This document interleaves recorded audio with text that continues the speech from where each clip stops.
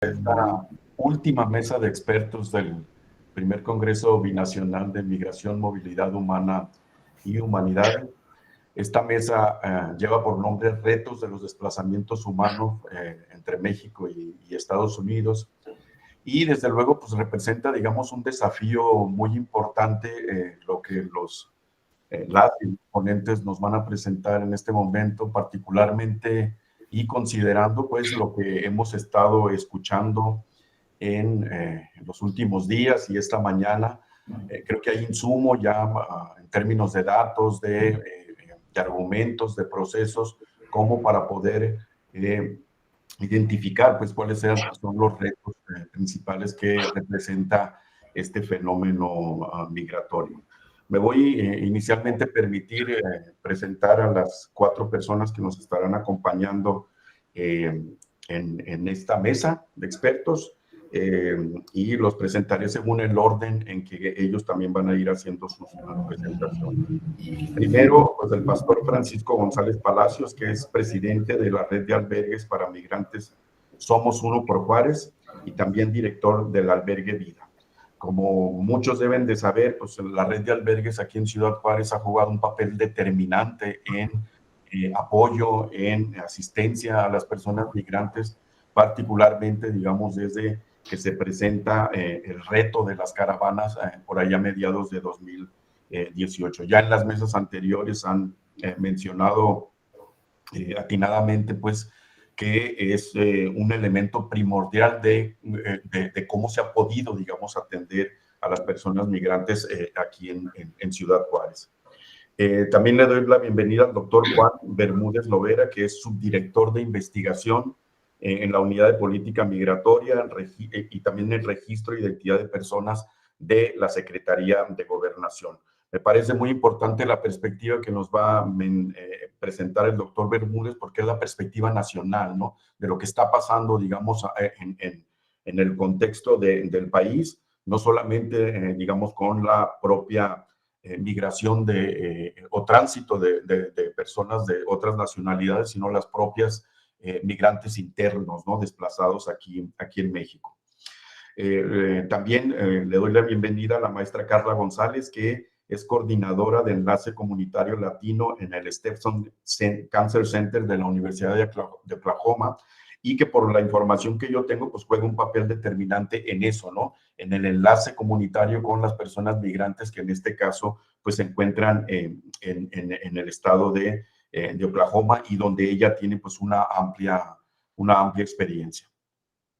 Y finalmente al padre Rafael García, que es pastor de la parroquia Sagrado Corazón, aquí muy cerca en El Paso, Texas, y que pues es un elemento primordial, ¿no? En términos de la atención a personas migrantes en esta región, Paso del Norte, no en los últimos años, sino desde mediados de los 90, que fue cuando llegó, digamos, a esta región. Ha estado, forma parte digamos, de las personas que atienden los centros de detención a migrantes, particularmente a menores de edad, y no solamente en El Paso, sino en otras regiones de Estados Unidos donde ha tenido, pues, encomiendas, ¿no? Entonces, pues, muchas gracias por su presencia a nombre de las instituciones organizadoras de este primer Congreso Binacional. Como se mencionaba hace un momento, cada uno de ustedes tiene máximo 15 minutos para hacer sus presentaciones. Yo, cuando queden ahí un par de minutos de su presentación, pues les recordaré que estarían casi al final para poder redondear las ideas finales. Al final, pues espero que podamos tener algo de tiempo para la participación de quienes se encuentran conectados a esta presentación. Entonces, sin más, pues le doy inicialmente la palabra al pastor Francisco González Palacios. Por favor. Gracias por la invitación. Bueno, quiero iniciar con esta parte mencionando quiénes somos. Soy el pastor Francisco González, presidente de la red de albergues Somos Uno por Juárez. La red está integrada por 12 albergues actualmente y 4 espacios humanitarios. Cada uno de los albergues proporcionamos diferentes tipos de servicio según el perfil de la persona que ingresa. Puede ser de solamente mujeres, puede ser solamente varones o familia en general. También la red de albergues funcionamos en coordinación con Cuespa. Fue precisamente hace 5 años, 2019, que fuimos invitados, en este caso por el corredor general de COESPO, que es el licenciado Enrique Valenzuela, para que las comunidades de fe pudiésemos abrir un espacio o los espacios para que la gente en movilidad pudiese tener un lugar seguro. Y fue como nosotros pudimos, de alguna manera, empezar a apoyar en esta causa. Recibimos gente referida en los espacios de COESPO, en su momento también fue el Grupo Beta y algunas otras organizaciones. Los recibimos durante todo el año, los 365 días del año y 24/7, 24 horas al día, según la necesidad también. La red alberga aproximadamente entre 1,300 a 1,500 personas. Actualmente estamos en una capacidad del 35%.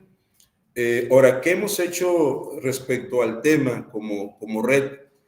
Lo que hemos hecho respecto al tema como red es que la red ofrece un espacio seguro para las personas en movilidad, las personas en tránsito aquí en Ciudad Juárez, y les ofrece albergue y también asistencia humanitaria.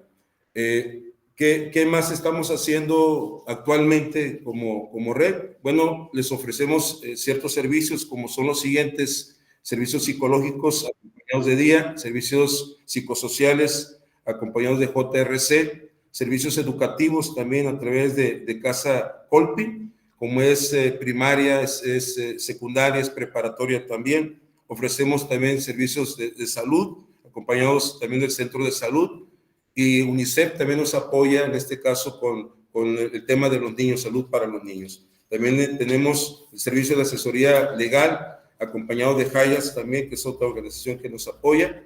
Tenemos el acompañamiento también de ACNUR, que también nos ha estado apoyando con artículos, en algunos casos, en algunos albergues, artículos de limpieza también. Y el acompañamiento de la OIM, que también nos acompaña ofreciendo capacitación, en este caso para los coordinadores que estamos al frente de los albergues, en el tema de ruta de salvaguarda. La OIM ha jugado un papel importante en nuestra capacitación. De ahí también grupos como Avara, que es otro grupo que nos apoya también bastante, y Huerto Urbano también lleva talleres para la población, para la gente. Aquí también tenemos que mencionar a COESPO, que también fue un papel importante en su atención que tiene para con nosotros la red de albergues. Así que es más o menos a grandes rasgos los servicios que nosotros estamos brindando. Entre ellos entra también la vestimenta, que es gratuita, la alimentación también es completamente gratuita, y sobre todo como comunidad de fe, pues ofrecemos lo que viene siendo la ayuda espiritual. Ahora, en cuanto al planteamiento de los retos, desde nuestra perspectiva, desde nuestro descubrimiento, es que el 50% de la población que se alberga en la red, el 50% es gente que ha sido parte de un desplazamiento voluntario. Esa gente viene pues para mejorar su situación económica o condición económica. Pero el otro 50%, lo que nosotros hemos descubierto, que son personas que son víctimas de desplazamiento forzado. Eso es lo que nosotros actualmente hemos descubierto en los albergues. Anteriormente, hablando en este caso de lo que viene siendo desplazamiento externo y interno, anteriormente, en cuanto a desplazamiento externo, el porcentaje que teníamos de personas era el 70% eran de afuera, y el 30% era gente de aquí mismo, de nuestro país, de aquí de México. Eso fue anteriormente. Actualmente, la población que tenemos en los albergues, el 50% disminuyó del 70 al 50, el 50% es gente extranjera.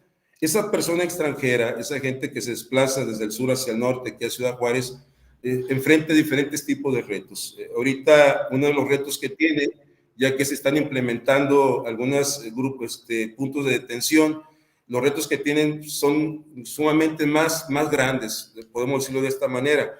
¿Por qué? Porque ahora tienen que buscar vías alternas. Como están desintegrando el grupo, y esto los complica, se sienten más seguros ellos cuando vienen en grupo, porque traen niños, traen a sus esposas, traen familia, y se sienten más protegidos venir en grupo que venir ahorita como están llegando a la frontera. Algo que nosotros no habíamos visto en 5 años realmente como red de albergues es que la gente esté llegando caminando aquí a la frontera norte. De Ciudad Chihuahua a Ciudad Juárez hay grupos que vienen caminando. Esto es real. Esto personalmente yo lo he visto. He viajado 3 veces hacia Gómez Palacio y me he topado con este fenómeno que nosotros no habíamos visto. La gente llegaba en el tren, pero ahora por los puntos de retén de vigilancia han dispersado al grupo y ahora están buscando la manera, vías alternas de cómo llegar. Este es un reto que ellos ahorita están enfrentando. Para cuando ellos llegan a la frontera, enfrentan otros retos que tienen que ver con la delincuencia, fraude. La mayoría ya sufrió el robo, sufrió fraude, extorsión también. Algunos se topan también con trata de personas, trata de blancas. Entonces, ese es otro reto que ellos están enfrentando. Lo otro es que cuando ellos llegan a la frontera,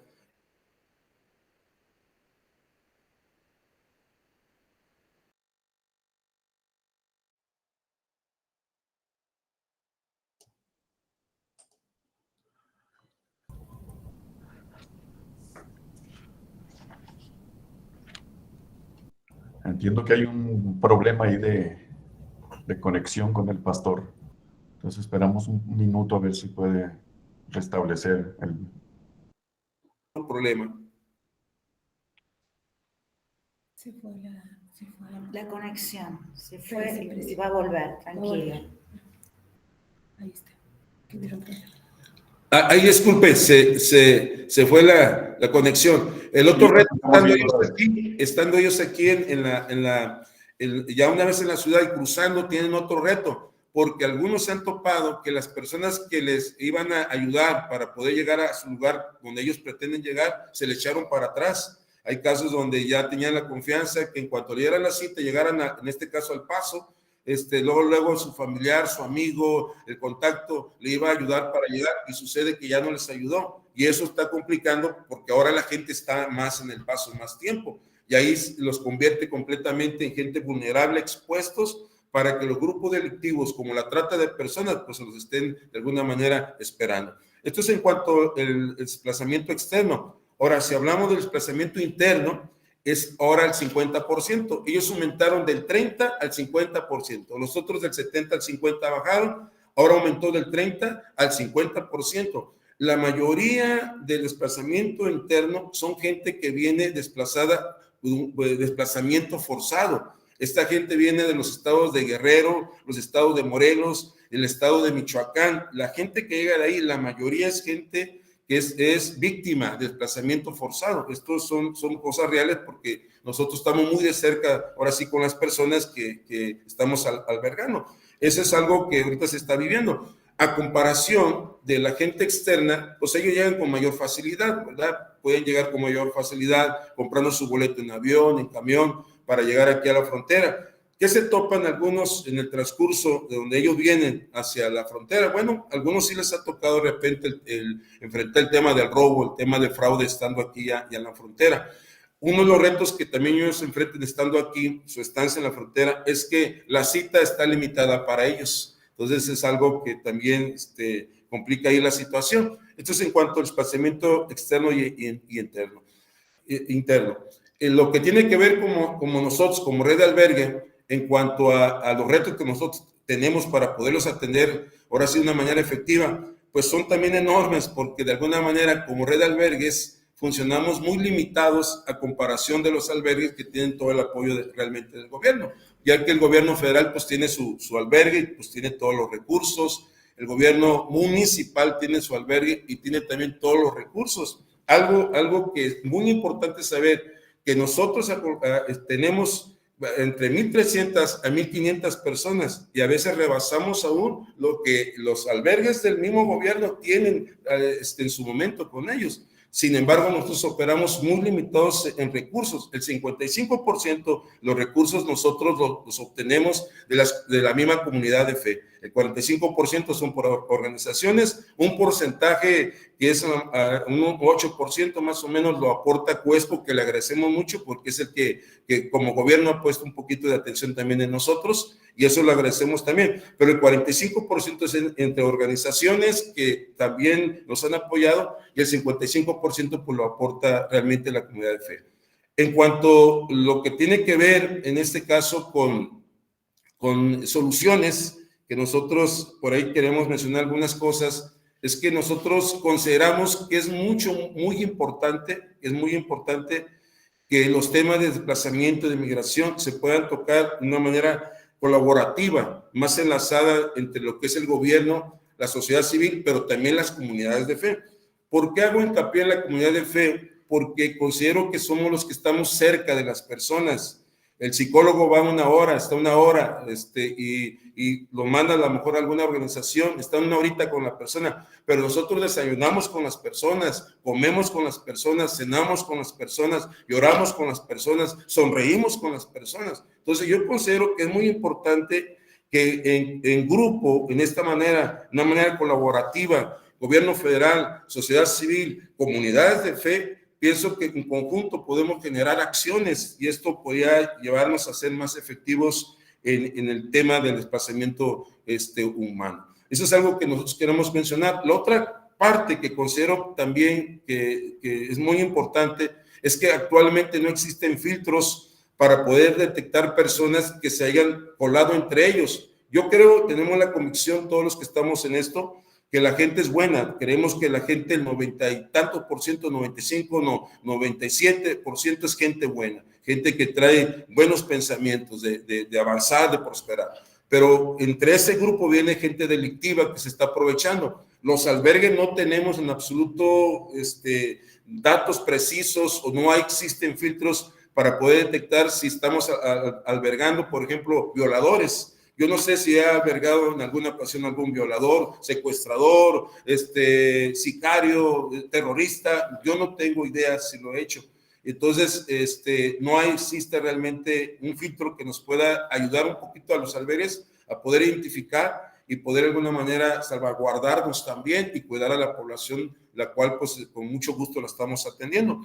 Otra de las cosas que nosotros consideramos tan importante también es que debe de haber proyectos de alguna manera, programas más bien en este caso, que puedan generar las condiciones como para que las personas se desplacen de una manera un poquito más segura, porque al final están muy expuestas realmente, y más ahorita en este momento de enero para acá, consideramos que están más expuestas que tiempo atrás realmente. Entonces, eso realmente también a nosotros nos preocupa bastante.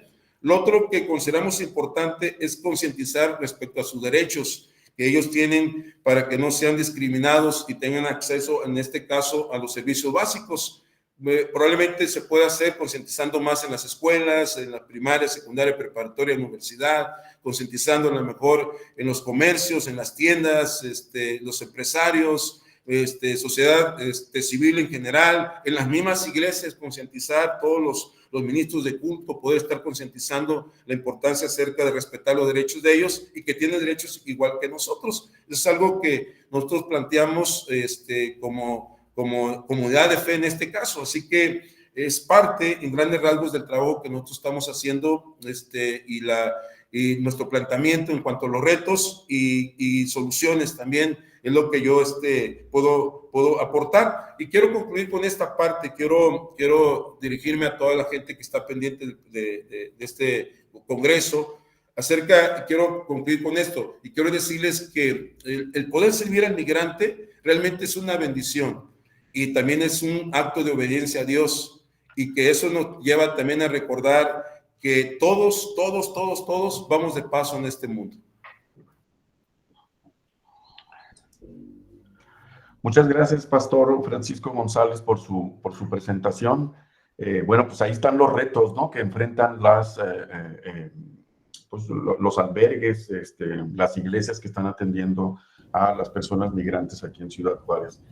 Vamos a continuar con la presentación del doctor Juan Bermúdez Lovera, que, como decía, es subdirector de investigación en la Unidad de Política Migratoria. Y solo, digamos, para complementar un poco su currículum, voy a sintetizar diciendo pues, que es doctor en Derechos Humanos por la Universidad Autónoma de Tlaxcala y maestro en Demografía por el Colegio de México. Ha trabajado además de la Unidad de Política Migratoria en la Secretaría de Gobernación, también en el Consejo Nacional de Población. Ha coordinado los trabajos de las encuestas sobre migración en la frontera norte que son las famosas EMIF, norte y sur, en las que yo colaboré hace más de 20 años también. Y además pues tiene actividad académica, ¿no? Algunos de los publicaciones más recientes es Título 42, Cambios y Afectaciones a raíz de su implementación, y Migración venezolana y su expectativa en el tránsito por México. Le damos otra vez la bienvenida al doctor Juan Bermúdez y el agradecimiento pues por estar aquí. Muchas gracias a todas y todos. Un saludo extensivo de parte del maestro Carlos Antonio Vázquez, titular de la Unidad de Política Migratoria y Registro de Identidad de Personas. Voy a compartir mi presentación. Hace un momento estaba compartiendo, entonces no sé si se está viendo ahorita, ¿no, verdad? Todavía no. Ya no. Ok.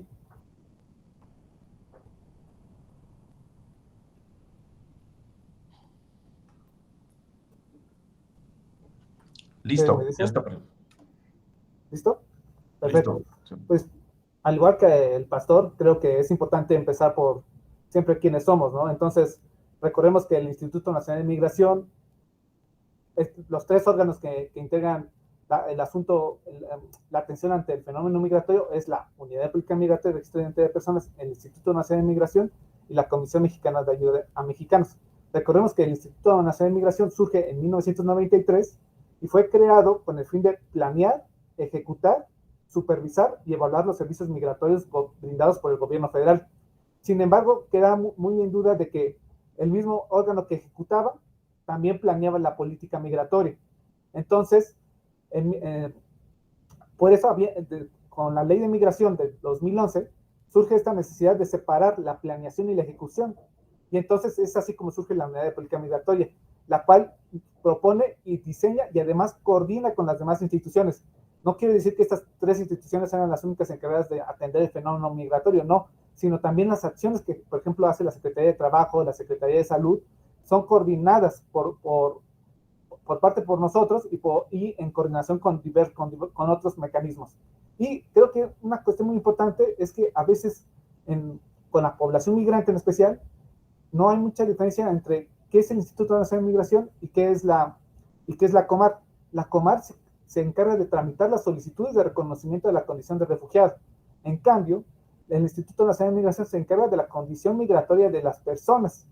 Entonces, son dos cosas diferentes que trabajan en conjunto, pero algunas personas creen que si ya tienen la solicitud de reconocimiento, ya es una condición, ya eso les implica que puedan quedarse en el país, que ya es una condición migratoria, y no es así. Entonces, ante el incremento de los flujos migratorios, pues nos hemos dado a la tarea de incrementar la información, tanto de la Comar como del Instituto Nacional de Migración, y ver en qué momento una vez que saques tu solicitud de reconocimiento, que la Comar te autorizan una solicitud de reconocimiento de la condición de refugiado, puedes ir al Instituto Nacional de Migración para una tarjeta de visitante por razones humanitarias. Y luego, si te aceptan con ese reconocimiento, puedes ir por una tarjeta de residente permanente. Entonces, sabemos que los procesos son complicados, no son sencillos, los tratamos de facilitar, tratamos de crear mecanismos en línea. Sabemos que hoy todos los migrantes, en la mayoría, cuentan con celular, cuentan con internet en su mayoría. Entonces, tratamos de facilitar que también la digitalización de estos procedimientos. Esta es básicamente también una cosa que mencionábamos, es que también la Unidad de Política Migratoria sigue el Pacto Mundial con respecto a los acuerdos internacionales, sigue las medidas y los acuerdos que se llevan en el Pacto Mundial sobre una migración ordenada y segura y sobre la Agenda 2030 para el Desarrollo Sostenible. Entonces, aquí en la unidad coordinamos todas las acciones que hace el gobierno federal y la presentamos ante la comunidad internacional, pero además en nuestros mecanismos nacionales nos regimos por el Reglamento Interior de la Secretaría de Gobernación, por el Programa Nacional de Derechos Humanos, por el Programa Sectorial de la Secretaría de Gobernación y por el Plan Nacional de Desarrollo 2019-2024. Es cierto, este sexenio no hubo un programa especial en migración, pero eso no quiere decir que se haya descuidado la cuestión de derechos humanos. De hecho, la protección y el principio pro persona es una cuestión fundamental desde la unidad que se ha trabajado. Y un hecho fundamental es también el cambio en 2019, en el que nosotros nos convertimos en la Unidad de Política Migratoria, Registro de Identidad de Personas. ¿Por qué? Porque se crea también la Dirección de Evaluación de Políticas de Control de la Movilidad. ¿Y por qué es importante Porque esta es la que ha dado seguimiento a a la Ley General sobre el Desplazamiento Forzado Interno. Lamentablemente, con lo de la ley, ha estado atorada en el Senado desde 2020. Entonces, parte de nuestras funciones es también coordinar tanto las acciones, especialmente se han abordado temas de presupuesto, coordinar las acciones entre las cuestiones de la Secretaría de Hacienda, entre las cuestiones y las instituciones que se van a encargar de llevar a cabo esta ley. Queremos que sea una ley que no sea, es muy importante establecer la ley porque es el principio para defender los derechos humanos de las personas, en especial aquel de reconocer esto como un fenómeno, como un hecho, como algo que está ocurriendo y que el gobierno tiene que actuar. Además de la Dirección de Evaluación de Políticas para el Control de la Movilidad, tenemos la Dirección de Estadística, la Dirección de Publicaciones, la Dirección de Investigación, la Dirección de Políticas para la Regulación y Control Migratorio, la Dirección de Políticas de Protección e Integración de Migrantes y la Dirección de Relaciones Internacionales. Entonces, voy a abordar un poquito, recordarles que toda la información que estoy dando se encuentra en el sitio de la Unidad de Política Migratoria. Entonces, aquí estoy dando un screenshot hace 2 años realizamos 32 diagnósticos de las entidades con medidas puntuales de acción sobre cada estado. Sabemos que el fenómeno migratorio después de la pandemia evolucionó. Estos diagnósticos lo contemplan y contemplan no solo la migración irregular, sino también la migración regular. Entonces invito a todos a revisar los diagnósticos y además... Doctor, disculpe que lo interrumpa, creo que no se está moviendo su presentación. Hay que salir del modo de pantalla completa para que se pueda ver. ¿Así? Así, una disculpa. No, gracias. Entonces, ¿no vieron esta diapositiva tampoco? Entonces, se las muestro, donde viene lo del Pacto Mundial.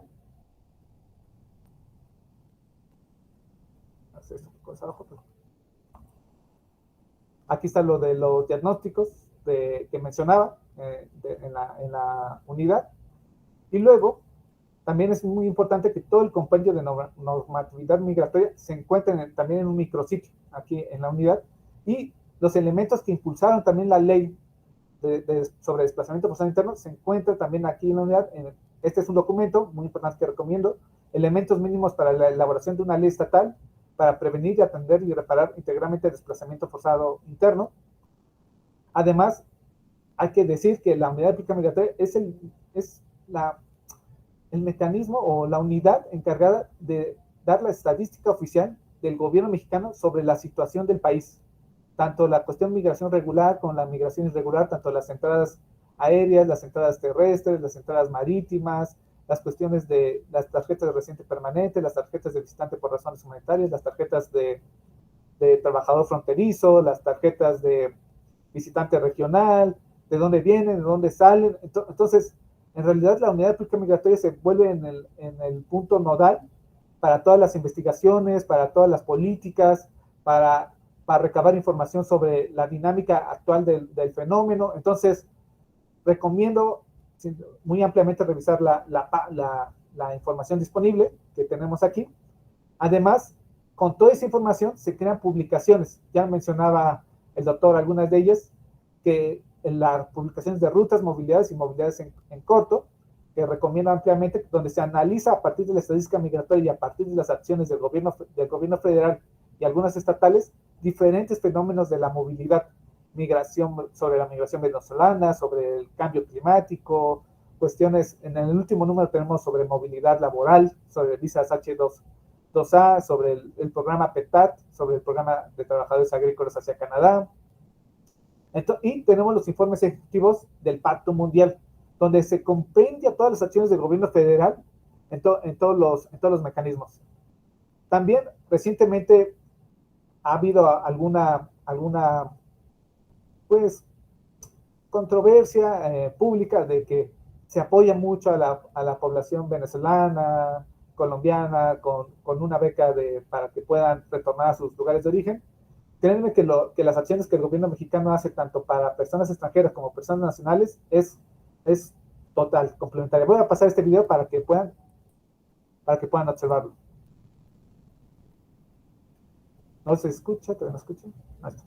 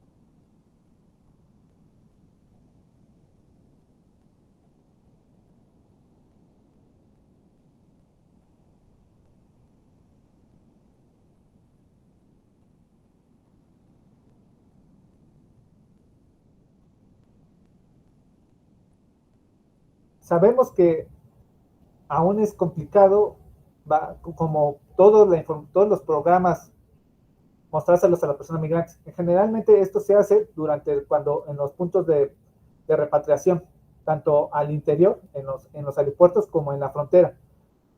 Lo que hemos identificado es que las personas llegan muy cansadas para luego poder recibir información. Sabemos que cuando llegan deportados, repatriados de Estados Unidos, llegan muy cansados. Entonces, hemos tratado de facilitarles toda la información en el momento en que ocurren estos acontecimientos, pero también sabemos que las acciones tanto de las secretarías estatales de atención al migrante, las direcciones, es fundamental. Entonces, en realidad lo que queremos es mostrar, es un núcleo de acciones desde el gobierno federal hasta el gobierno estatal. Entonces, en los puntos de repatriación se trata de dar toda esta información de una manera muy sencilla, pero a veces las personas vienen muy cansadas y a veces pasan. Entonces, generalmente siempre tratamos de reforzar mecanismos. Y uno de estos mecanismos que hemos hecho para la población en general, para evitar cuestiones de xenofóbicas, fue el Encuentro Internacional sobre Movilidad Humana de 2023, en el que se lleva a cabo del 5 al 13 de julio,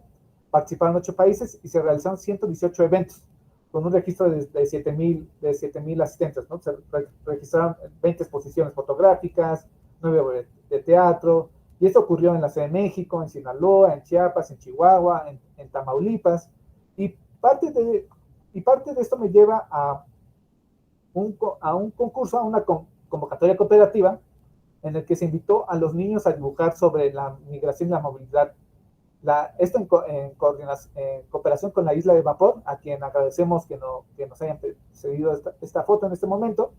Y lo que me gustaría resaltar de esto es que y me gustaría invitar al público es que entren para ver los dibujos de los niños, y los dibujos de los niños nos hablan de una realidad muy clara, como que a veces la realidad suele ser muy compleja, pero los niños la suelen aterrizar. Creo que en años pasados los niños generalmente todavía ahorita dibujan un muro que divide México y Estados Unidos. Hoy los niños ya no están dibujando muros, hoy los niños están dibujando valles de púas. Entonces, no sé si ven la valle de púas que está al final del camino, no es ni siquiera el destino todavía, pero hoy los migrantes tienen que atravesar. Las valles de púas es un hecho que el gobierno mexicano condena y que en corte se ha tratado de evitar poner. Entonces, en realidad las valles de púas vulneran todos los derechos humanos de todas las personas y vulnera la integridad de las personas. Es increíble. Y empieza a crear imaginarios, y estos imaginarios ya se reflejan en los niños. Estas valles de púas son inhumanas, estamos haciendo acciones para quitarlas, pero el gobierno estadounidense son parte de sus políticas, en especial el gobierno tejano. Entonces, se trabaja para eso, pero creo que esto en el imaginario de los niños ya está siendo relevante. Y pues, invitarlos a todos también a la biblioteca que tenemos aquí en la Ciudad de México, en el circuito Bucareli, que a veces piensas que las instituciones de gobierno son inaccesibles, ¿no? Tenemos una Biblioteca México Migrante, para el público que lo desee, y además, cuando tenemos las cuestiones estadísticas, a veces sabemos que pueden ser muy complicadas para el análisis, y acabamos de inaugurar un nuevo tablero interactivo en el que ustedes van a poder revisar más cómo es la dinámica migratoria actual desde 2012 hasta el 2024. Actualmente ya están hasta febrero de 2024 para ver cómo se evolucionó el fenómeno migratorio. Entonces, los invito a la página de la politicamigratoria.gov, y pues muchas gracias por la invitación, y muchas gracias al doctor Javier Contreras Orozco y a la presidenta Medley Econ por la invitación a este Congreso Binacional. Gracias. Muchas gracias, doctor Bermúdez, por su presentación. Bueno, a continuación, pues le toca a la maestra Carla González, que como decía es coordinadora de enlace comunitario de enlace comunitario latino en el Stephenson Cancer Center de la Universidad de Oklahoma. La maestra Carla González pues estudió la licenciatura en Ciencias de la Información y una maestría en Marketing precisamente en la Universidad Autónoma de Chihuahua. Su alma mater, pues, es quien está organizando este congreso, ¿no? Emigró a Estados Unidos en 2015 y ha tenido contacto directo pues con las comunidades particularmente latinas, donde educa profesionalmente en términos culturales, en términos de acceso a la educación, y busca siempre tratar de que estén lo mejor informados, ¿no?, sobre cuestiones de salud. La frase que la describe, dice ella, yo la comparto: no trabajes por reconocimiento, pero asegúrate que tu trabajo sea digno de ello. Bienvenida, doctora, y bueno, tiene 15 minutos como todos. Muchas gracias por la invitación. Es un honor ser parte de este panel con expertos y sobre todo tener un lugar especial en este congreso, en el primer congreso, como expositora, como panelista, pero también como representante de mi facultad. Voy a ver si podemos compartir la cámara aquí.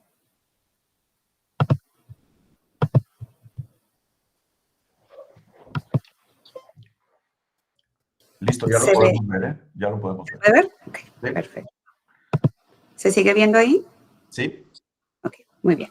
Entonces, vamos a estar hablando, como ya sabemos, de los desafíos de los desplazamientos humanos entre México y Estados Unidos, pero yo me voy a estar enfocando en el impacto que esto tiene, obviamente, en la salud. Voy a platicar un poquito acerca de lo que hago en el Centro Oncológico Stevenson de la Universidad de Oklahoma. Como ya mencionaron, mi labor es ser un enlace entre el centro oncológico, los servicios que ofrece, y la comunidad latina en general. En Oklahoma, el 16% de la población estatal somos latinos. De ese, obviamente, hay un porcentaje mucho más alto de mexicanos. Según los datos del Consulado General de Oklahoma, Consulado Mexicano, perdón, aquí en Oklahoma, hay alrededor de 35 millones de migrantes mexicanos en este país, y Oklahoma juega un rol fundamental. El año pasado se abrió un consulado general por primera vez en mucho tiempo, después de años de estar pidiéndolo y de pertenecer a otras jurisdicciones. Entonces, esto hace que se enfoque un poquito más en ámbitos no solamente educativos, pero en este caso de salud. Yo tengo años trabajando directamente con el consulado de Guatemala, el Consulado de México y el Consulado Honorario de Perú en este estado, para tratar de triangular, siempre estar promoviendo todo lo que sea referente a educación, de salud, derechos, migración y políticas que tienen pues que ir cambiando. La idea es hacer un cambio sistémico y un cambio también cultural y un cambio sobre todo mental en muchos de los migrantes. Vamos a, estos son algunos de los temas que voy a estar tratando. Como sabemos, la movilidad humana pues se entiende como la capacidad de las personas de desplazarse de un lugar a otro, y es un aspecto fundamental de la vida moderna. Ahorita, como el pastor Francisco mencionaba, muchos de estos movimientos son causados por diversas razones, ya sea por la búsqueda de oportunidades, también por oportunidades económicas, la huida de conflictos o incluso la reunificación familiar. Sin embargo, esta movilidad también puede tener un impacto muy significativo en la salud de las personas y obviamente en las comunidades, no solamente a la que migran, sino también a la que están inmigrando. Algunos de los desafíos de esto es la migración irregular. Es caracterizada por el cruce ilegal o sin la documentación adecuada o requerida en un punto fronterizo. Esto pone en riesgo, obviamente, la salud del migrante al exponerlo a climas extremos, a la deshidratación, incluso al hacinamiento en rutas migratorias clandestinas. Y sabemos, pues, visto en muchas noticias y en reportes, que esto causa fallecimientos en un gran número de casos. El acceso limitado también a la atención médica es en una situación irregular puede verse en dificultad de acceder a servicios de salud aquí en los Estados Unidos. Esto causa estragos en el plan de la salud preventiva o en el seguimiento de enfermedades crónicas o severas.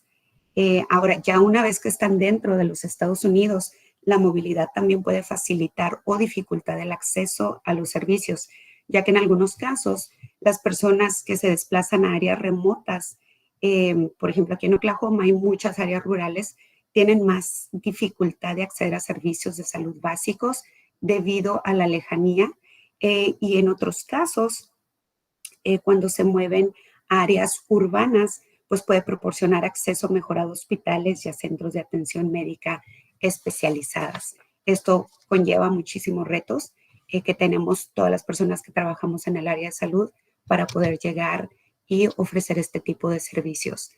El impacto en la salud mental, siempre la migración forzada, como la causada por separación familiar o por conflictos o desastres naturales, logra un impacto negativo significativo en la salud mental de las personas.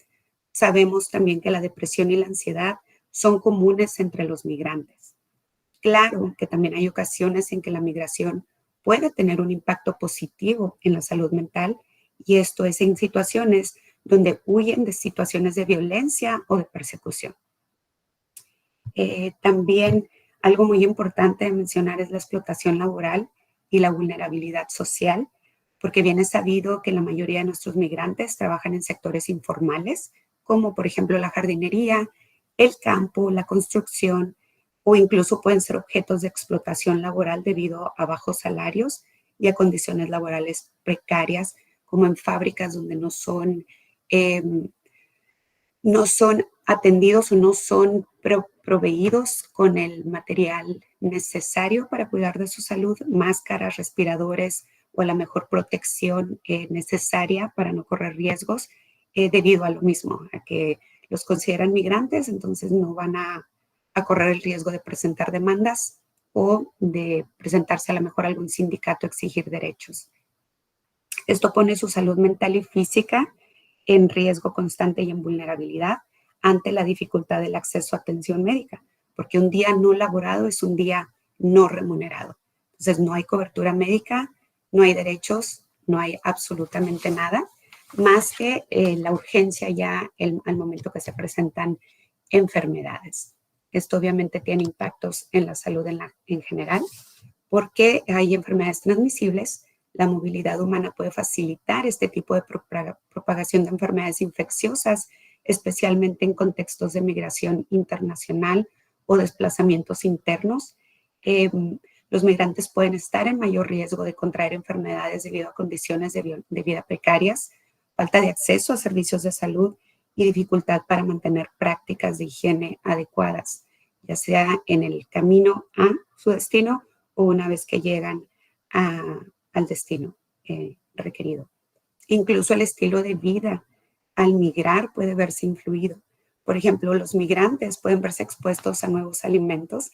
Creo que todos tenemos, los que estamos viviendo en Estados Unidos, que somos migrantes, o incluso cuando venimos de vacaciones, sabemos que vamos a subir de peso porque inmediatamente empezamos a adoptar las medidas o las rutinas alimenticias de este país, por no mencionar cadenas de alimentos, no como McDonald's o Burger King, por ejemplo. Hábitos de ejercicio que se van eliminando, se utilizan menos el caminar o la bicicleta o el ir a salir al parque, y utilizamos más ya el transporte automovilístico o de cualquier índole. Y pues obviamente también las prácticas de cuidado personal se van ajustando a las nuevas rutinas. El acceso disparejo a la atención médica es importante. Aunque algunos migrantes pueden tener acceso a servicios de salud sin problemas, otros pueden estar condicionados debido al estatus migratorio, a la barrera del idioma e incluso a la ubicación geográfica. Esto es porque muchos estados tienen leyes independientes, no aplica en general, donde puede haber a lo mejor más convenios para cuidado del migrante en cuestiones de salud o en educación en general, o incluso asesoría legal. Estados como California, que sabemos que son refugios para inmigrantes o santuarios. Nuevo México es también uno de ellos.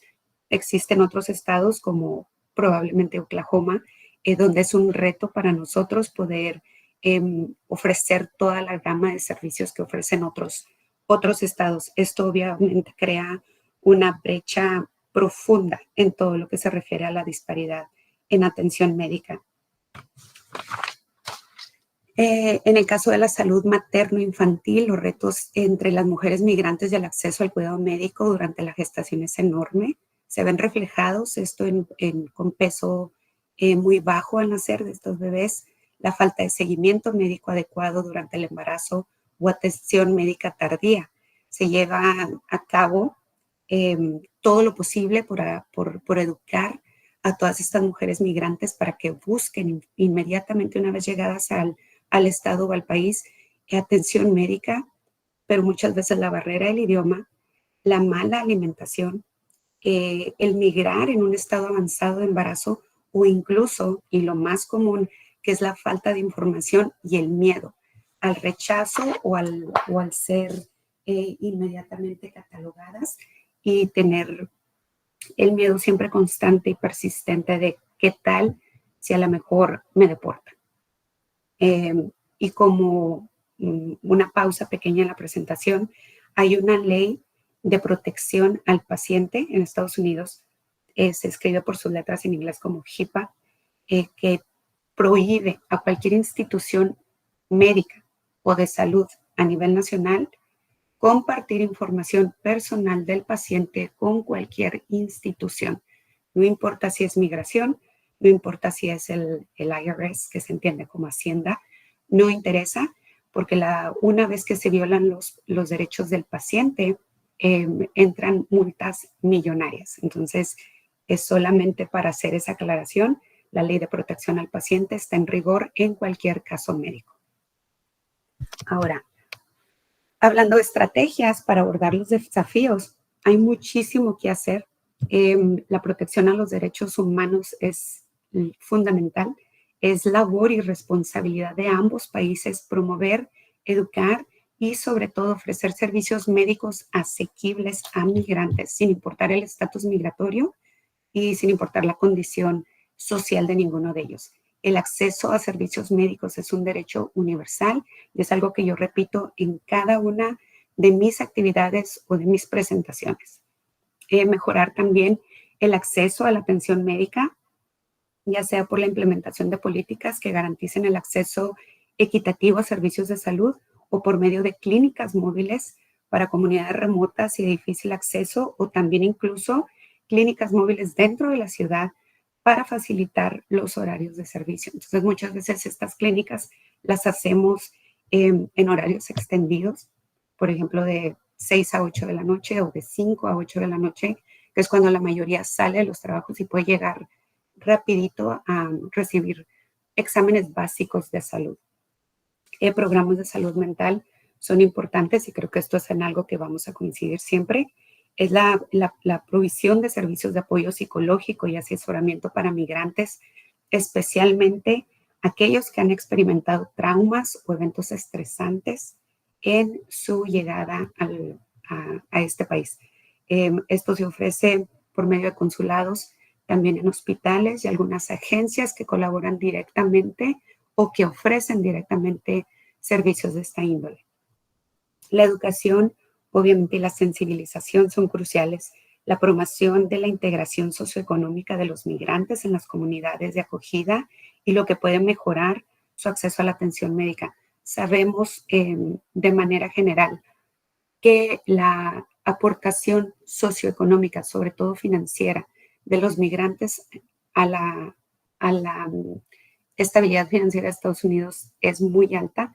Esto también lo reporta la Secretaría de Relaciones Exteriores de México en cada uno de los reportes que hacen aquí por medio de los consulados generales y también sobre todo el bienestar en general. El empoderamiento de los migrantes a través de programas de educación y capacitación que les permitan tomar decisiones informadas sobre la salud, que es ahí donde yo entro en juego y donde toda mi labor está siempre enfocada.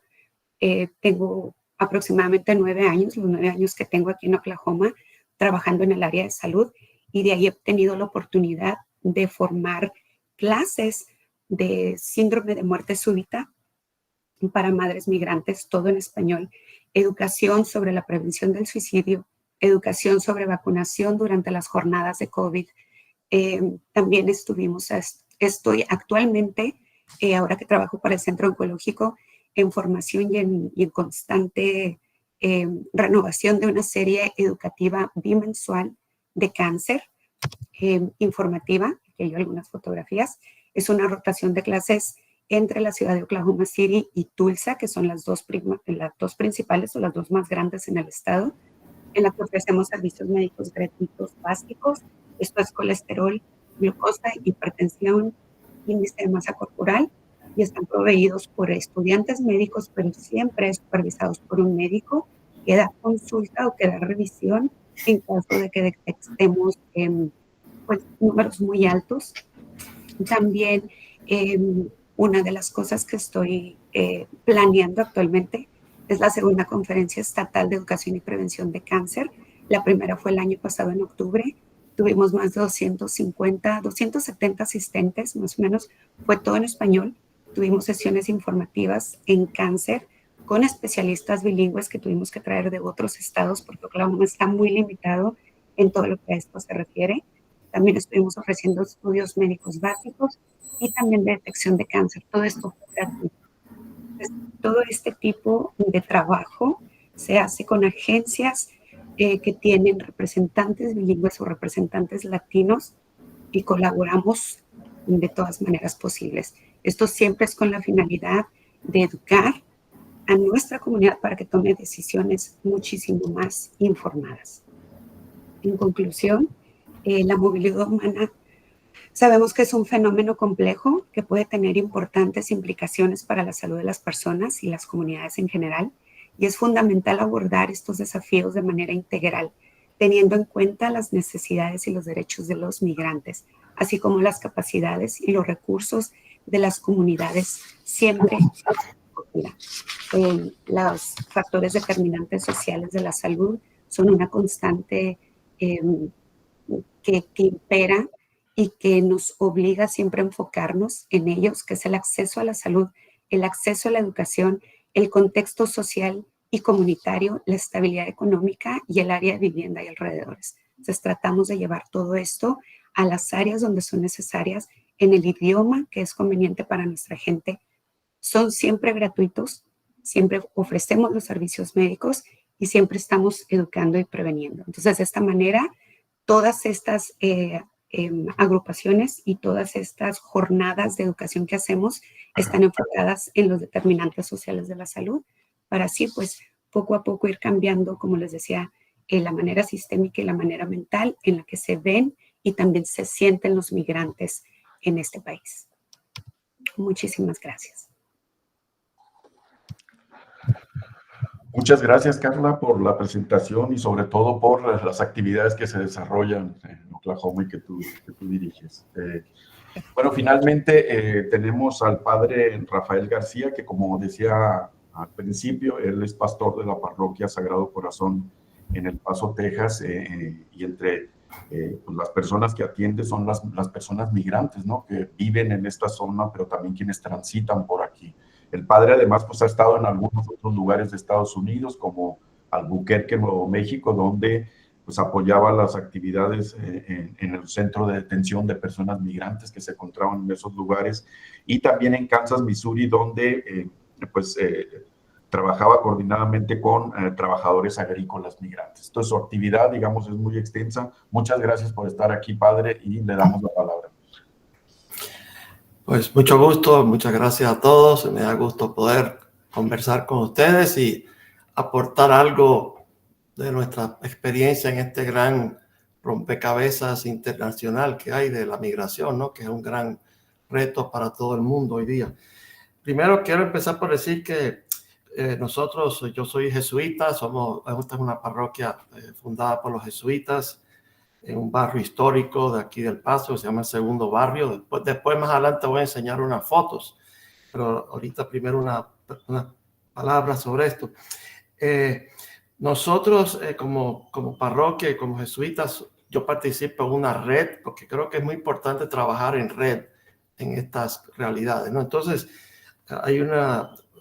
tenemos una red jesuita para migrantes que va de Centroamérica, desde Panamá hasta Canadá, y tenemos reuniones por regiones y también por países, y la red enfoca en áreas como sociopastoral, incidencia y educación.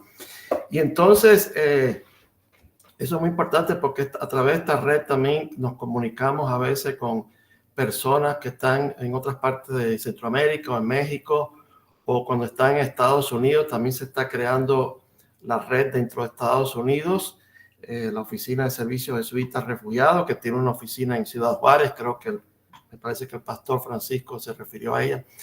Ellos son parte de la red también. Entonces, a veces nos referimos personas de un sitio para el otro y buscamos personas a través de Estados Unidos, organizaciones o iglesias, otros lugares donde podemos referir a alguien que va a una ciudad que no conoce a nadie, a lo mejor allá.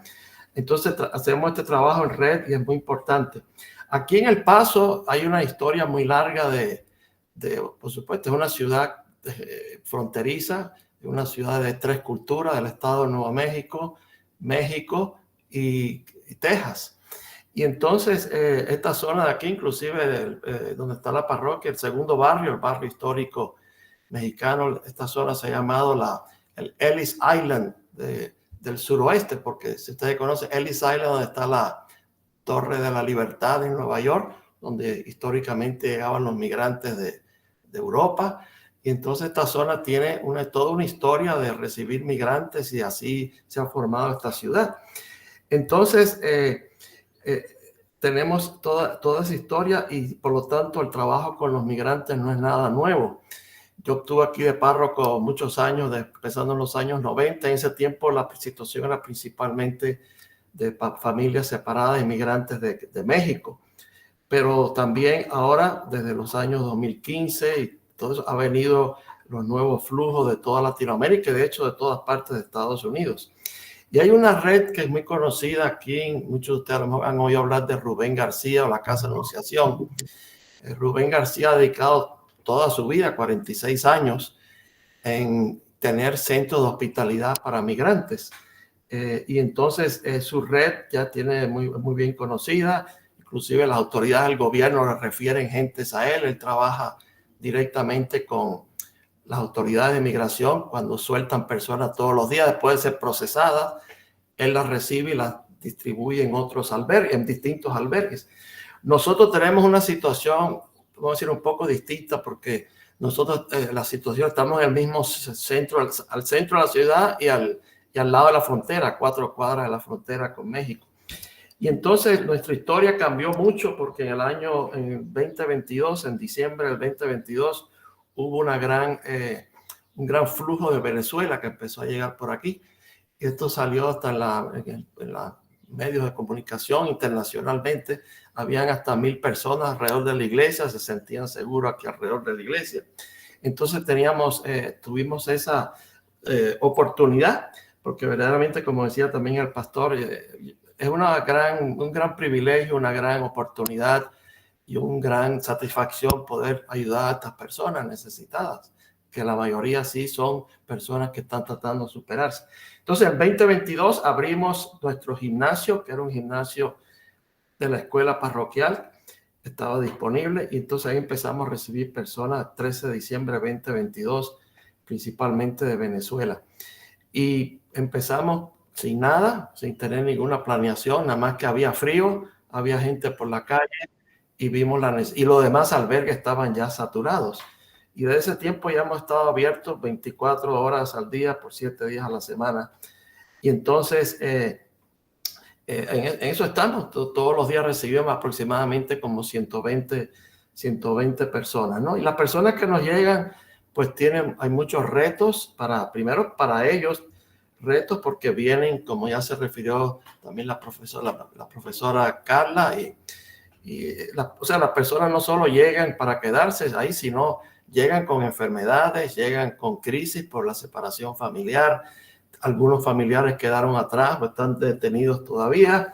Entonces, vienen con muchos problemas, enfermedades físicas, mujeres embarazadas. Así que ellos tienen muchos retos y también los venezolanos en particular tienen poco arraigo aquí en Estados Unidos. No tienen como otras comunidades, ya sea inclusive colombiana o de Cuba o de Haití, que tienen familiares, otras personas aquí. Los venezolanos a veces no tienen con quién ir. Y entonces eso a veces detiene un poco el flujo. La mayoría de la gente que viene a nuestro albergue, primero que nada, están procesadas. Ya 99%, casi 100%, son gente que están procesadas, por lo tanto, ha sido revisadas en las computadoras de que no son criminales, por así decir. O sea, son gente procesada por el gobierno de Estados Unidos y el 97%, algo así, se va de aquí, ¿no? Nada más está de paso por aquí, por el paso. Así que están transitando para seguir a un destino más adelante, ¿no? Y entonces, como digo, la mayoría trae sus necesidades. Otras personas están muy dispuestas a servir, a trabajar. Algunos se han quedado aquí en El Paso, que les voy a enseñar en un momento. Pero ellos también tienen la incertidumbre de qué va a pasar, porque a veces no saben ni a dónde ir. Por supuesto, tienen una fecha de la corte que puede ser de 1 a 2 años de espera o más. Y muchas personas, pues, sabemos que si no tienen un caso definitivo para pedir asilo, van a acabar siendo deportados en un futuro. Así que nosotros estamos como sirviendo como un puente para recibir y de aquí que las personas sigan. Entonces me gustaría si pudieran poner las fotos, la presentación que envié, que la tiene ahí alguien de los que están dirigiendo la parte técnica. El PowerPoint. Claro que sí, permítanme un momento y ahí la pasamos.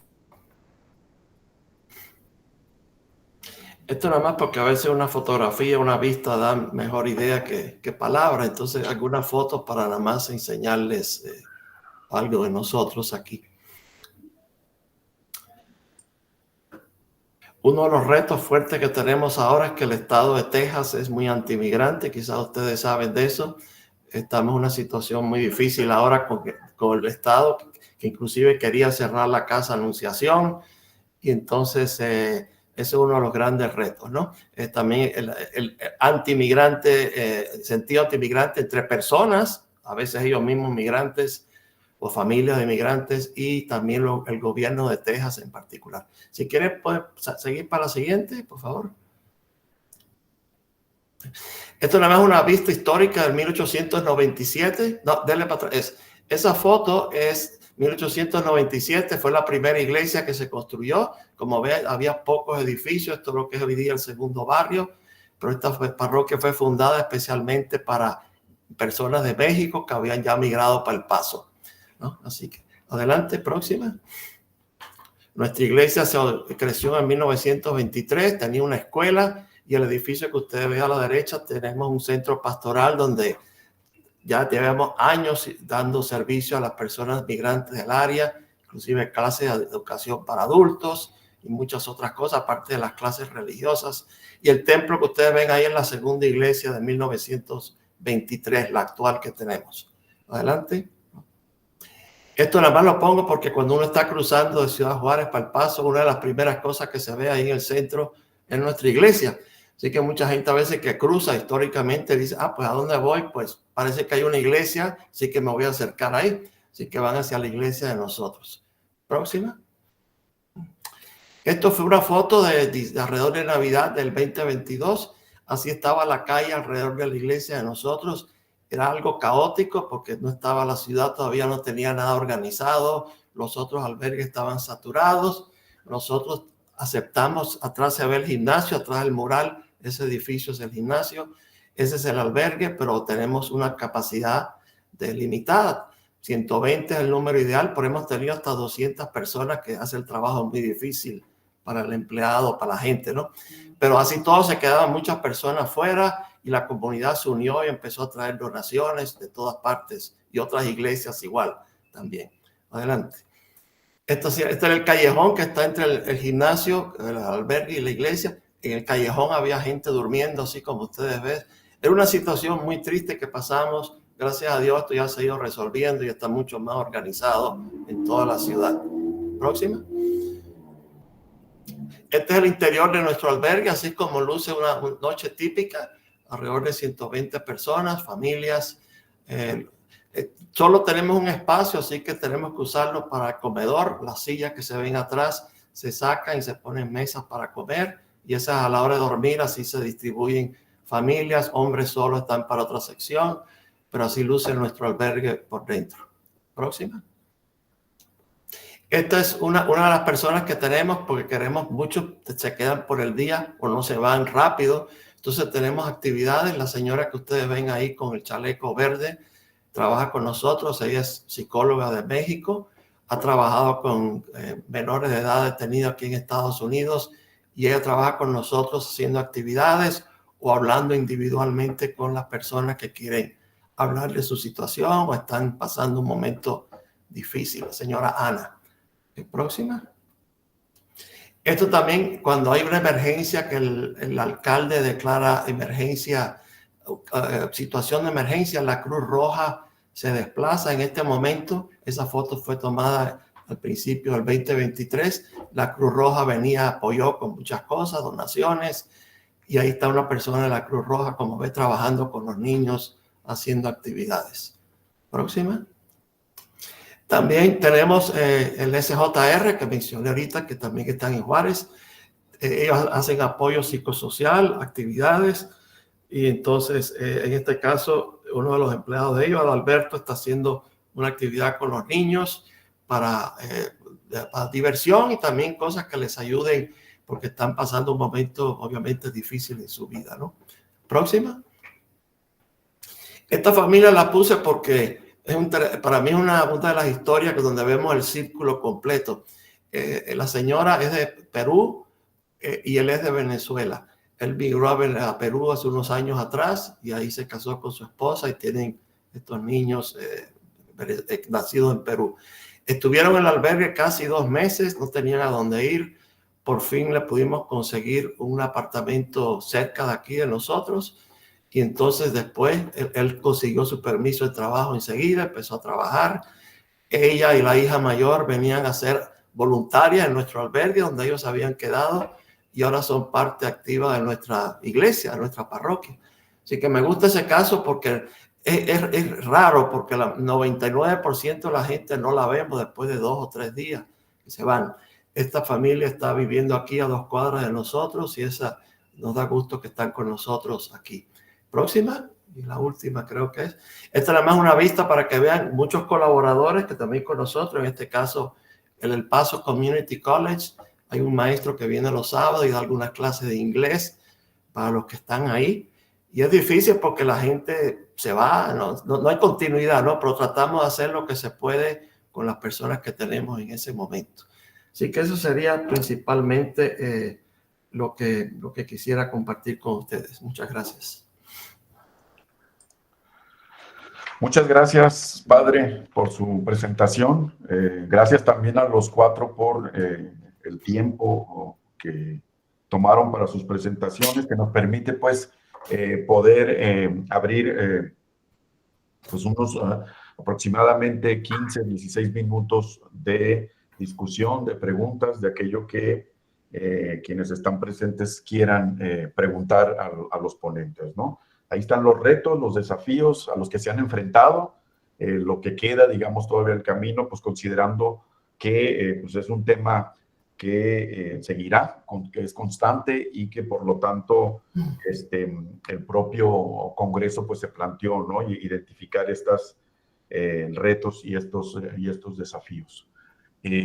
Abrimos el espacio, digamos, para la discusión. No sé si alguien quiera tomar la palabra. Los 4 pues están todavía presentes y pueden contestar sus preguntas. Alguien que quiera hacer comentarios.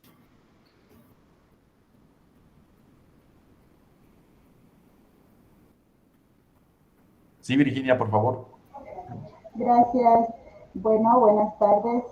Bueno, yo creo que este ejercicio que nos muestra esta mesa, donde justamente vamos viendo todas las acciones, ¿no?, que se van haciendo dentro de los que nos acompañan como académicos, no solo al estudio de las migraciones, sino también las acciones en el territorio, y que vemos los casos de las casas de migrantes, que, bueno, eso en Oaxaca hay que cuestionarlo muchísimo porque es un paso obligado y aquí se quitaron las casas de migrantes, aquí se quitaron todos los apoyos que habían para ellos, y qué bueno que se están fortaleciendo estos allá en la zona fronteriza, pero pensar también que estos retos de los desplazamientos humanos A mí sí me queda como Oaxaca un espacio de tránsito, un espacio que ha tenido una serie de dificultades, cómo los gobiernos han accionado también esta forma de llevarlas a cabo y cómo cada vez los van dejando desprotegidos en el camino. Y justamente ahora que están en estos procesos en que, como ya bien señalaban, se han sumado otros actores en los procesos migratorios, como es toda esta cuestión de la criminalidad, la trata de personas, etcétera, ¿no? Entonces, pues felicito esta mesa porque vemos que aún con todas las limitantes que hemos estado dando cuenta, la carencia de una política clara, humanista para los migrantes, pues hay esfuerzos en el territorio, ¿no? Gracias y me dio gusto estar en esta mesa con ustedes. Muchas gracias, Virginia. No sé si alguien quiere comentar algo. ¿Alguien de ustedes? Magda, por favor.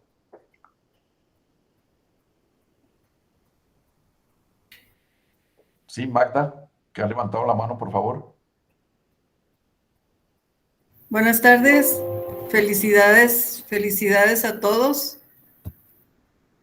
Es muy interesante, en verdad, ver todos los temas que hemos visto en estos 3 días, pero ya plasmados en acciones, porque todos los que han participado de alguna manera ya están participando en lo que es este fenómeno global, pero muy platicado a nivel local, nacional, de nuestra frontera del norte.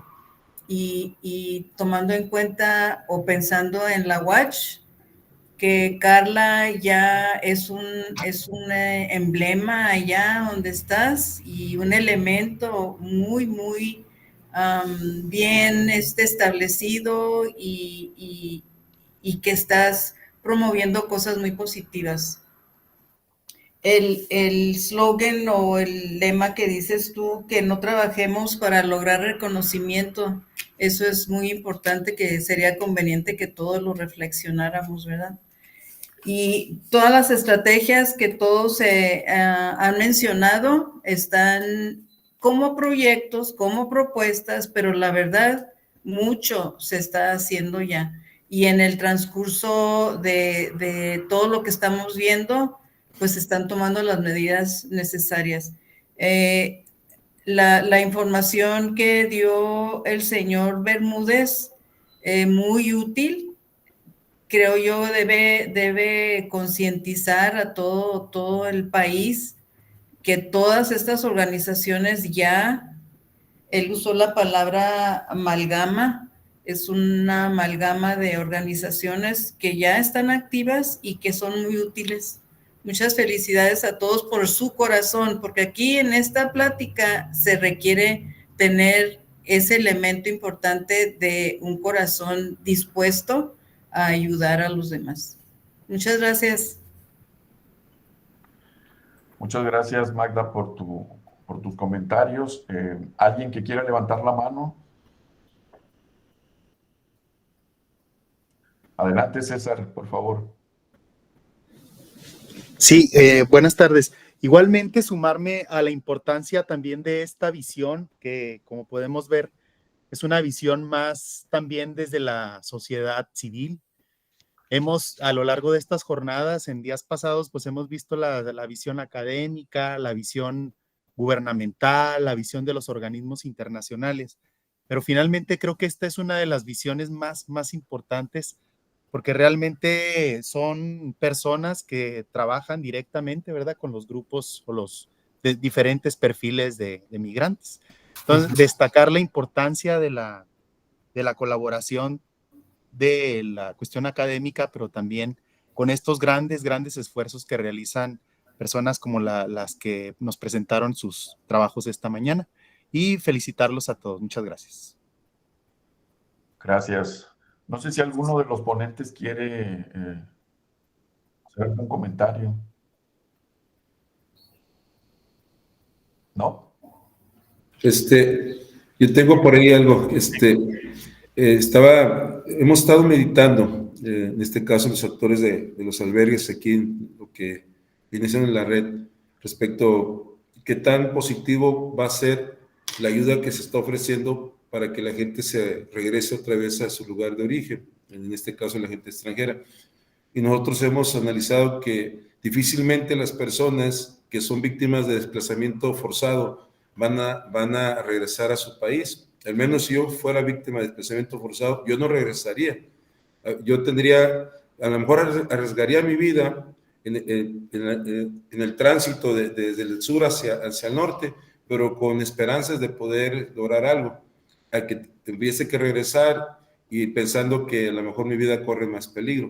Entonces siento que a lo mejor a ese tipo de personas que se desplazan por desplazamiento forzado, pienso que eso no va a ser tan convincente como para que ellos regresen.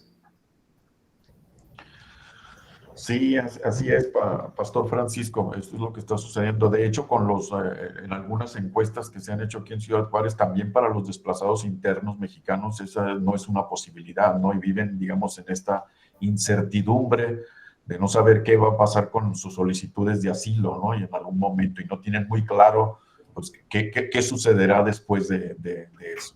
¿Alguien más que quiera comentar algo? Sí, Juan, por favor. Por eso es muy importante la aprobación de la Ley General sobre el Desplazamiento Forzado Interno para poder coordinar las acciones estatales con las federales.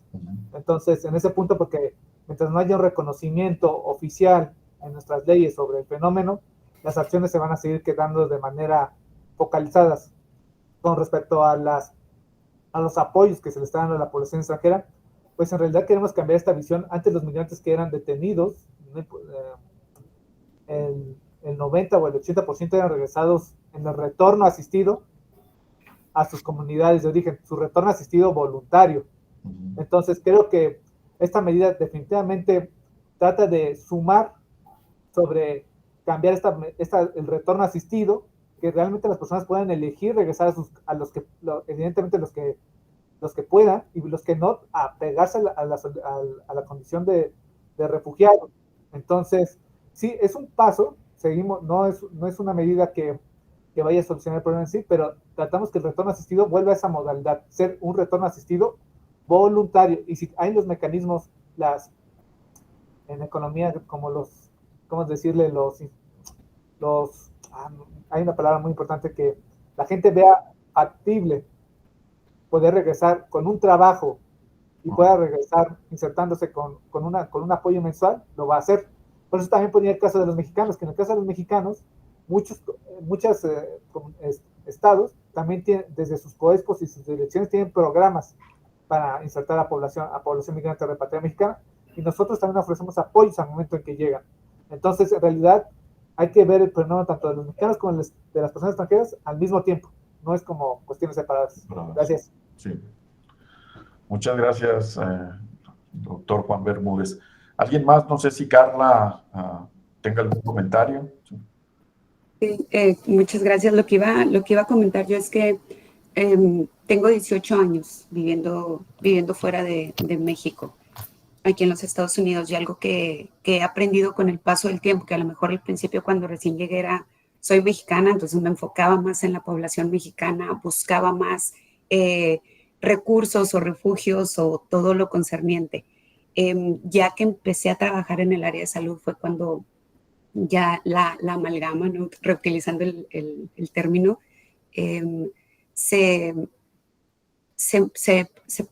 podría decirse que se fundió en toda esta gama de, ya no es cuestión de una nacionalidad o de un grupo demográfico, sino de latinos en general, inmigrantes en general, que estamos conectados y unidos por las mismas necesidades, y encontrar, ¿no?, esas personas que también tienen la voz, tienen la pasión y tienen la persistencia y la consistencia, porque de eso se trata fundamentalmente, de ser persistentes en lograr los cambios sistémicos, en lograr todo lo necesario y sobre todo tener la pasión por darle voz a tanta gente que aún todavía tiene muchísimo miedo, no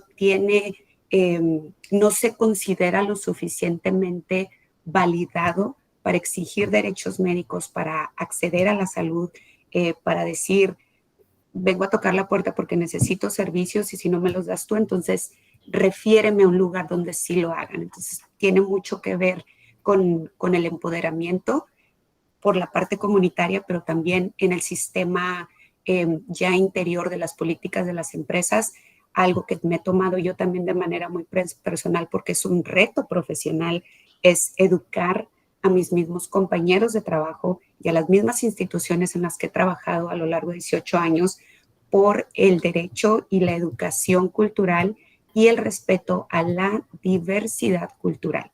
El hecho de ser latinos o ser hispanos, como nos dicen aquí en este país, no significa que estamos todos dentro de la misma bolsa y de que somos catalogados o tenemos las mismas necesidades básicas.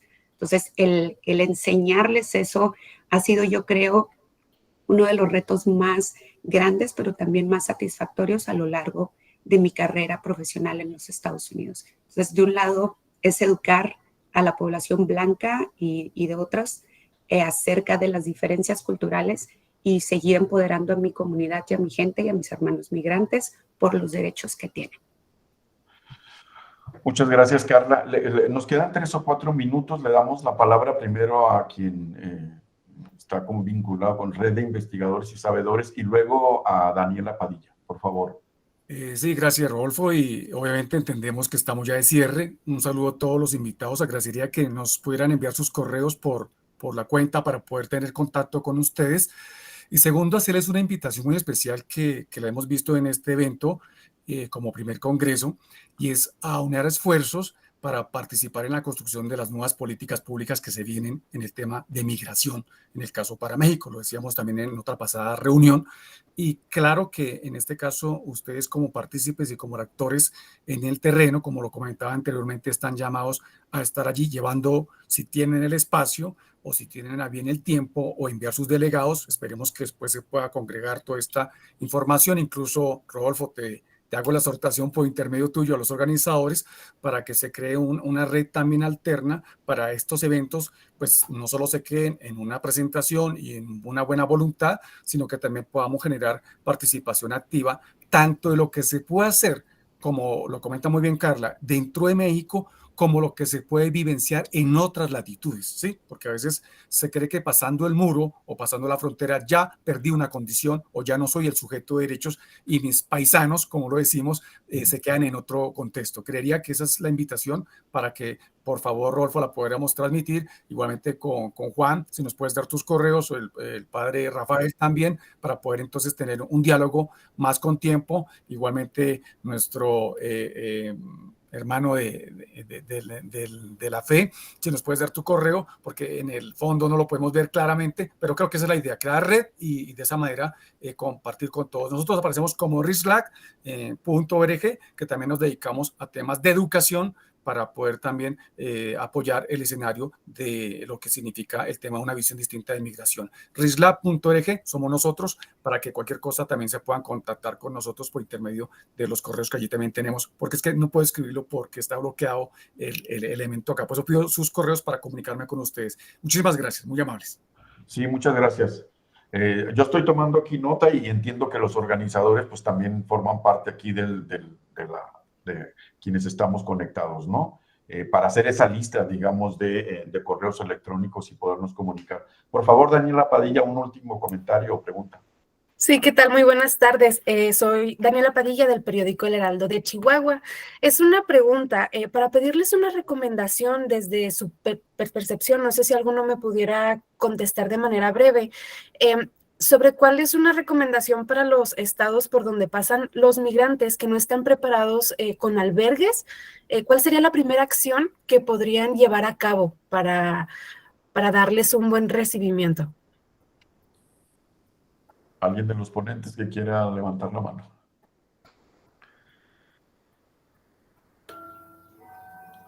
Sí, padre. Bueno, no, yo una cosa que diría es cómo motivar o que las iglesias en general tomen conciencia de cómo servir a nuestros hermanos y hermanas necesitadas. O sea, las iglesias somos muchas en toda la ciudad de Estados Unidos, muchas iglesias hispanas también por todas partes. Así que si solo se pudiera, ¿cómo se llama?, revivir ese recurso de iglesias, yo creo que eso sería una gran obra. Y lo que la gente no sabe también es que eso ayudaría a la propia iglesia, porque cuando uno sirve al migrante, ayuda al migrante, lo ayuda a uno más todavía. Entonces, si pudiéramos de alguna manera que se despertara más, que se diera más conciencia a los migrantes que están alrededor en cualquier ciudad, trabajando en fábricas de empacadoras o en trabajadores agrícolas, creo que ese sería un primer paso muy importante. Si puedo agregar ahí cortamente, la mayoría de los estados tiene refugios públicos, gubernamentales, no necesariamente enfocados en migrantes, pero refugios en general, porque la población, por ejemplo, en Oklahoma, la población el porcentaje de población que está sin hogar es bastante alta, entonces todos los estados, podría asegurarlo, a nivel nacional en los Estados Unidos ofrece refugios, no necesariamente enfocados en inmigrantes, pero los ofrece. Sí, agregar que también los niños, si estuvieras acompañado con niños, acércate a un agente de migración. Yo sé que cuando son familias o personas que presentan una vulnerabilidad, las personas no son presentadas ante el Sistema Nacional de Migración, sino son canalizadas a una instalación del DIF, en donde reciben asistencia. Yo sé que hay mucha desconfianza, pero en realidad si tú sufriste algún abuso, algún robo, es importante que, y quieres denunciar, los agentes del Instituto Nacional de Migración estarán capacitados. Estamos trabajando en la capacitación no solo, como decía Carla, no en la capacitación solo formal de sus procedimientos, que es la que debe de prevalecer, sino en la capacitación para que se pueda respetar el derecho humano de las personas migrantes. Entonces, y visto desde una manera humana. Entonces, creo que seguimos trabajando en eso. No es una tarea sencilla, pero lo estamos haciendo. Bueno, muchas gracias, doctor Bermúdez. Pues con este comentario damos final a esta mesa de expertos e incluso las mesas de expertos de este Congreso Binacional. Les damos muchos aplausos virtuales y agradecemos mucho su presencia. Creo que se ha enriquecido mucho los insumos que ya teníamos, los datos de las actividades anteriores de este Congreso Binacional, y les invitamos pues a cerrar este evento con las actividades de ponencias que van a transcurrir dentro de unos minutos y que serán pues las actividades con las que se cierra el Congreso Binacional. Muchas gracias a todas y todos y seguimos en contacto.